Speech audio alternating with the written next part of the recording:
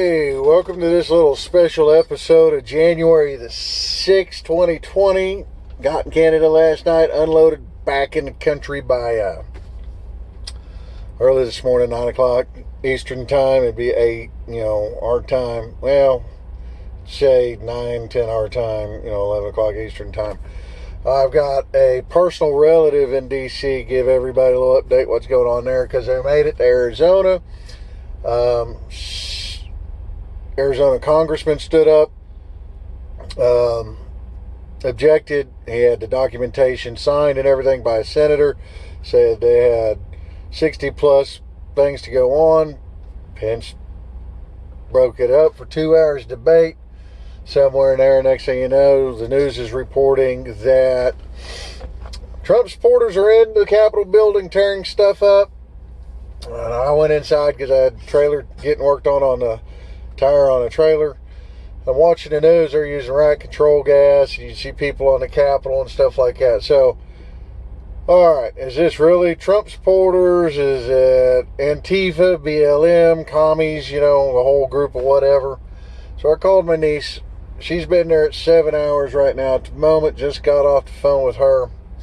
She said that they were down at the White House in the Capitol building and that actually Antifa was walking up the steps as the news was reporting that they were tearing stuff up and storming the Capitol building. So now that they've stormed the Capitol building, everything's on lockdown. That's fine and dandy. Give everybody a little heads up. This is not going to be over today, as people said, where people have said, you got to keep the faith and keep praying on this deal. People need to understand that God is in control over this. It's going to work out in His time, His way. And yes, I find myself getting impatient, but that's my flesh, and you just got to keep reminding myself. Also, the thing that come to me is remember, 1776, the Revolutionary War, only 3% of the population fought in that. The other 97% was actually kind of loyal to the crown. They didn't care if it went either way.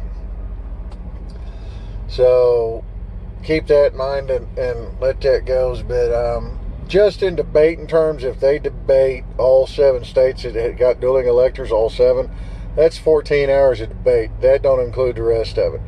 So it is 2 o'clock here Eastern time. It's 2 o'clock in D.C.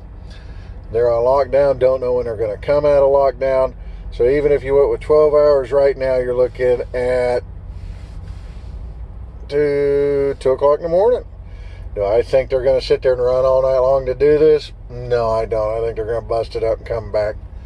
So now, on top of that, everybody keeps saying that the state.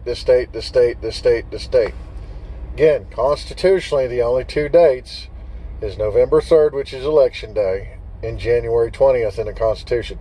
Everything else is just, it's kind of like the FBI and all them guys. They were all done by executive fiat.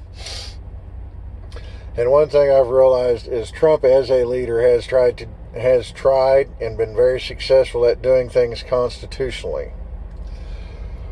So there's that. On the Georgia Senate race that happened yesterday, everybody should have expected that they were going to say both Democrats won that, because they used the same system, same software, and same everything that they did for the presidential debate.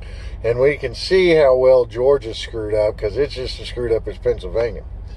Problem is, you got everybody with their hand in the cookie jar scared they're going to get caught and willing to sell themselves down the river to the Chinese. So this is just a quick update on what's going on. Again, we love everybody. Please like, share, subscribe. And we keep doing this. Other than that, stay vigilant, be safe, and much love to all the subscribers.